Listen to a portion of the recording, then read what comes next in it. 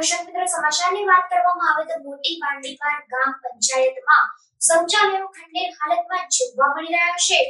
સ્વચ્છ ભારત મિશનમાં સરકારે કરોડો રૂપિયાના ખર્ચે જાહેર શૌચાલયો તેમજ ઘર દીઠ શૌચાલયો આપ્યા, પણ લોકોએ તેમજ વહીવટકર્તાઓએ સંપૂર્ણ ધ્યાન ન આપતા શૌચાલયો બિનઉપયોગી પડ્યા। મોટી બાંડીબારમાં પાટડી ફળિયામાં આશરે 5 વર્ષ પહેલા જાહેર શૌચાલય બનાવેલ, પરંતુ શૌચ ખાડો આજ સુધી બાકી છે તેમજ પાણીની ટાંકી પણ લગાવેલ નથી અને આટલા લાંબા સમયથી શૌચાલય પડી રહેવાથી લોકો તેનો અન્ય કામમાં ઉપયોગ લે છે।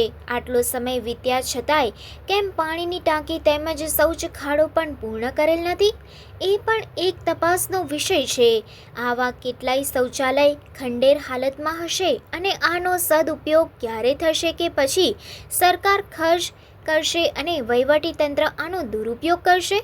શૌચાલય 4 વર્ષ પહેલા બનેલા છે પણ કામ પૂર્ણ થયેલ નથી અને ઉપયોગ કરતા નથી।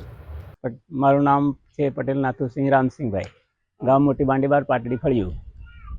અમારા પાટડી ફળિયામાં જાહેર શૌચાલય લગભગ 4 વર્ષ પહેલાં બનેલ છે, પણ અત્યાર સુધી એની કામગીરી પૂર્ણ થયેલ નથી।